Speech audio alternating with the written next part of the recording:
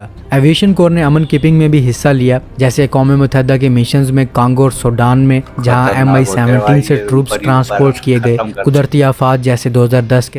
Hello guys, मैं हूं तस्कीर और हम लोग देख रहे हैं इस वीडियो के अंदर एक स्टोरी है from history to modern power, story of Pakistan army aviation. तो आई थिंक कुछ इंटरेस्टिंग सुनने को मिलेगा, कुछ रिवोल्यूशन हमें देखने को मिलेगा कि कैसे कैसे हुआ पाकिस्तान आर्मी का पहले से अब तक का। सो देखते हैं, लेट्स स्टार्ट।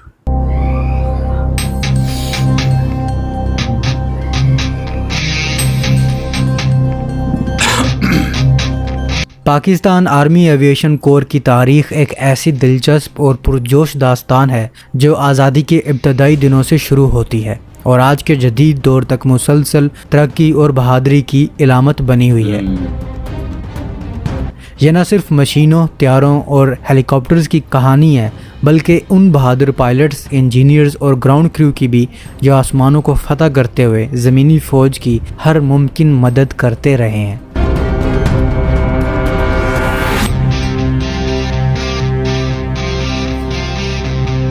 तसव्वुर कीजिए 1947 का वो दौर जब बरसगीर की तकसीम हो रही थी और बरतानवी राज की फ़ौजी बाक़ियात को पाकिस्तान और भारत में बांटा जा रहा था। उस वक्त बरतानवी इंडियन आर्मी का एयर ऑब्जर्वेशन पोस्ट यानी कि AOP यूनिट, जो दूसरी आलमी जंग के दौरान आर्टिलरी की निगरानी, राब्ते और दुश्मन की पोजीशनों की जासूसी के लिए इस्तेमाल होता था, भी तकसीम के अमल से गुजरा। 14 अगस्त 1947 को number 659 air observation post squadron of royal air force, जो लाहौर में पंजाब बाउंड्री कमीशन की मदद के लिए तैनात था, पाकिस्तान और भारत के दरमियान तकसीम हो गया।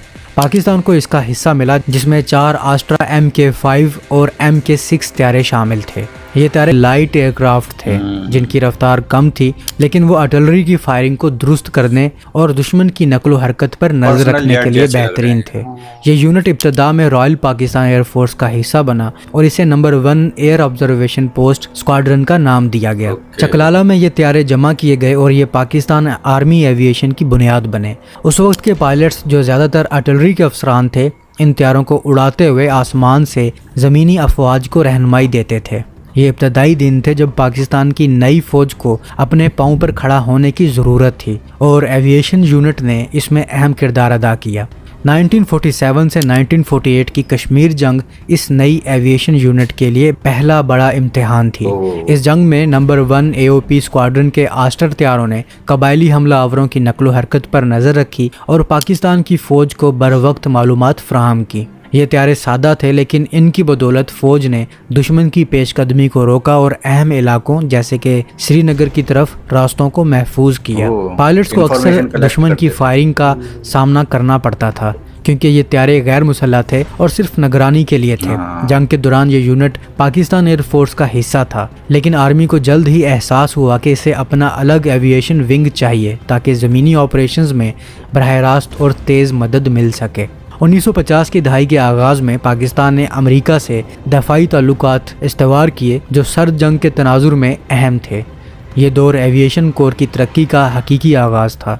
1958 में यह यूनिट पाकिस्तान एयरफोर्स से अलग होकर पाकिस्तान आर्मी का हिस्सा बन गया और इसे आर्मी एविएशन कोर का नाम दिया गया। ये एक बड़ा कदम था क्योंकि अब ये कोर बराह रास्त आर्मी की कमांड में था और इसके अफसरान को अमेरिका में तरबियत दी गई थी। अमेरिकी आर्मी एविएशन ब्रांच की मदद से पाकिस्तान के पायलट्स ने जदीद फ्लाइंग टेक्निक सीखी। Core of electrical and mechanical engineering यानी कि EME ने इन त्यारों की देखभाल शुरू की, जो एक नई सलाहियत थी।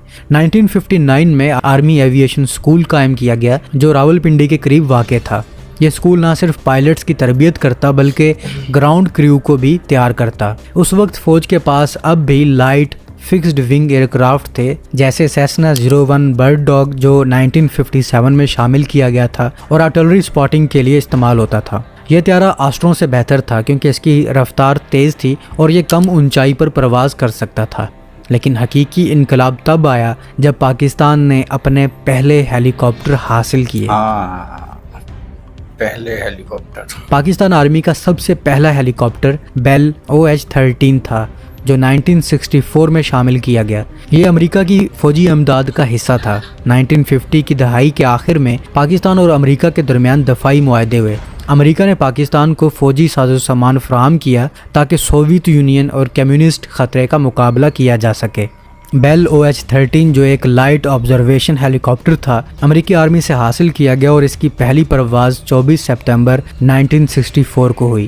اس کے ساتھ ہی بیل ماڈل 47 بھی شامل کیا گیا جو ایک اور لائٹ یوٹیلیٹی ہیلی کاپٹر تھا۔ ان ہیلی کاپٹرز نے آرمی کو نئی صلاحیت دی۔ اب وہ نہ صرف نگرانی کر سکتے تھے بلکہ تیز رفتاری سے سپلائی اور طبی امداد بھی پہنچا سکتے تھے۔ پائلٹس کو امریکہ میں تربیت دی گئی جہاں انہوں نے ہیلی کاپٹر فلائنگ کی بنیادیں سیکھیں جیسے ہوورنگ، آٹو روٹیشن اور لائٹ ٹریننگ مشنز۔ یہ ہیلی کاپٹرز 1990s تک سروس میں رہے۔ اس کے بعد 1960 کی دہائی میں ایویشن کور تیزی سے پھیلا۔ 1963 میں پہلا ٹوین انجن طیارہ بیچ کرافٹ U-8F سیمینول شامل کیا گیا۔ یہ طیارہ ٹرانسپورٹ کے لیے استعمال ہوتا تھا اور اس نے کمانڈ افسران کو تیز نقل و حرکت کی سہولت دی۔ پھر 1967 میں 3 اسکواڈرن میں Alouette-3 شامل کیا گیا جو پاکستان آرمی کا پہلا یوٹیلیٹی ہیلی کاپٹر تھا۔ یہ فرانس سے حاصل کیا گیا اور اس کی بدولت آرمی کی موبلٹی بڑھی۔ Alouette-3 ایک ورسٹائل مشین تھی جو سرچ اینڈ ریسکیو، ٹرانسپورٹ اور لائٹ اٹیک کے لیے استعمال ہوتی تھی۔ اس کی انڈکشن 18 اکتوبر 1967 کو ہوئی اور یہ اونچائی والے علاقوں میں بہت مفید ثابت ہوئی، جیسے کراکرم ہائی وے کی تعمیر کے دوران 1965 کی پاک بھارت جنگ میں ایویشن کور نے شاندار کارکردگی دکھائی۔ بیل OH-13 اور آسٹر طیاروں سے پائلٹس نے دشمن کی پوزیشنوں پر نظر رکھی، آرٹلری کو درست نشانے دیے اور فوج کی پیش قدمی کی مدد کی۔ جنگ کے دوران کئی طیارے دشمن کی فائرنگ سے متاثر ہوئے لیکن پائلٹس کی بہادری نے فوج کو حوصلہ دیا۔ جنگ کے بعد کور نے مزید توسیع کی۔ 1969 میں سوویت یونین سے مل Mi-8 ہیلی کاپٹر شامل کیا گیا جو کہ ایک میڈیم ٹرانسپورٹ ہیلی کاپٹر تھا۔ اس نے 21 جنوری 1969 کو پہلی پرواز کی اور اس کی بدولت آرمی بڑی تعداد میں فوجیوں اور سامان کو منتقل کر سکتی تھی۔ Mi-8 نے 1998 تک سروس کی اور یہ پاکستان آرمی میں روسی ٹیکنالوجی کی پہلی انٹری تھا۔ 1970 کی دہائی میں ایویشن کور نے کامبیٹ سپورٹ کی طرف قدم بڑھایا۔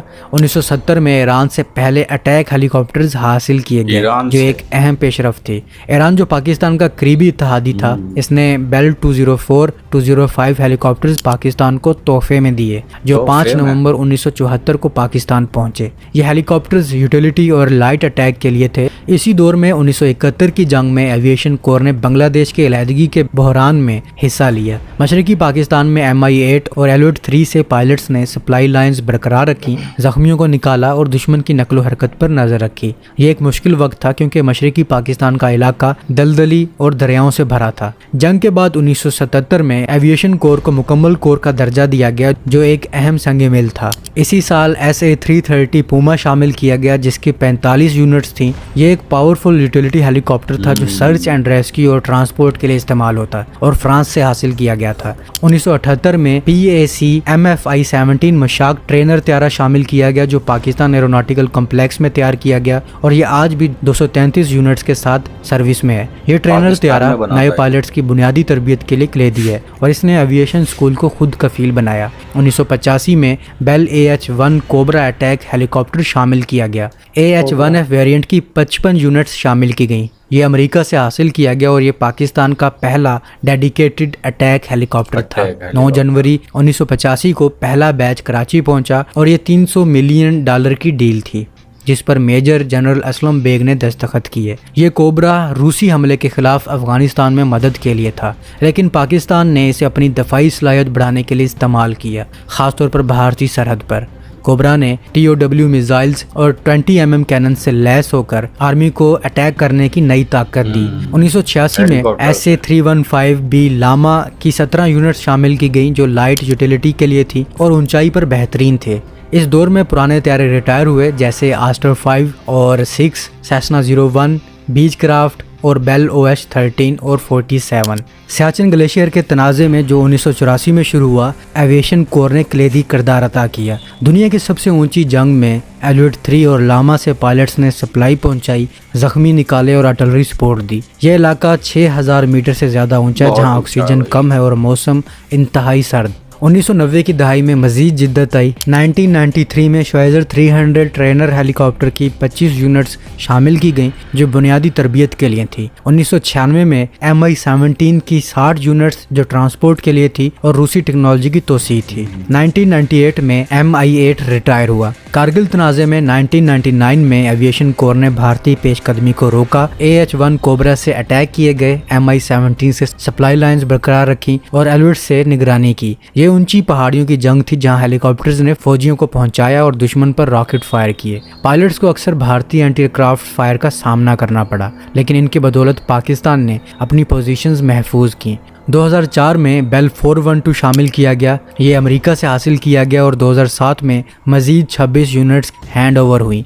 2009 में यूरोकॉप्टर H-125M की 37 यूनिट्स जो आर्म्ड स्काउट के लिए थी और फ्रांस से आईं। वार इन टेरर में जो 2001 से शुरू हुआ, एविएशन कोर ने शुमाली इलाका जात जैसे फाटा और सवात ऑपरेशंस में हिस्सा लिया। MI-17 से फौजी पहुंचाए गए, कोबरा से दहशतगर्दों पर हमले किए गए और रिलीफ ऑपरेशंस किए गए। 2005 के ज़लज़ले में तमाम एविएशन असासे रेस्क्यू के लिए इस्तेमाल हुए। हज़ारों ज़ख्मी निकाले गए और इमदाद पहुंचाई गई। 2015 से 2016 में मज़ीद H-125M ऑर्डर किए गए। 2017 में अगस्ता वेस्टलैंड AW139 की 10 यूनिट्स SAR और यूटिलिटी के लिए शामिल की गईं। 2018 में मिल MI-35 के 4 यूनिट्स अटैक के लिए और F-28 ट्रेनर के लिए। 2022 में AW139 हेलीकॉप्टर्स मज़ीद शामिल किए गए। 2022 में ही यूरोकॉप्टर AS-350 जबकि 2025 में चीनी Z-10ME अटैक हेलीकॉप्टर्स शामिल किए गए, जो एक जदीद मशीन है जो ऑल वेदर ऑपरेशंस कर सकती है।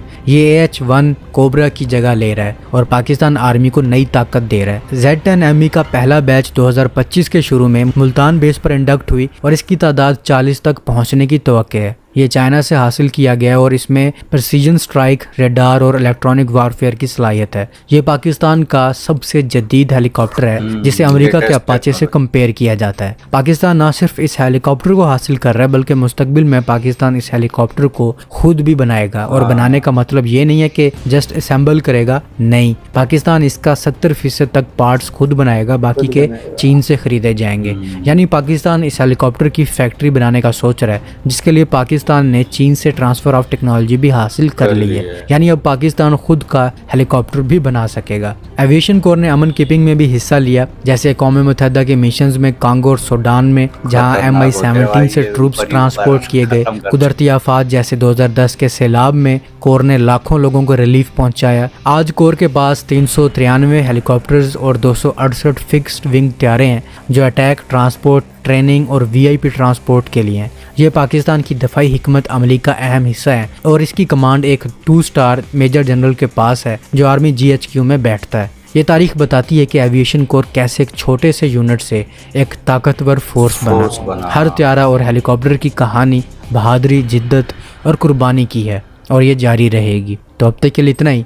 Subscribe for more. हाल फिलहाल में आकर तो हमने देखा है कुछ 2-4 सालों से हम लोग मतलब वीडियोस वगैरह देखते हैं, रिएक्शन करते हैं, तो उस पर पता चलता रहता है हमें कि भाई पाकिस्तान के पास अब क्या आ गया है या अब क्या आने वाला है।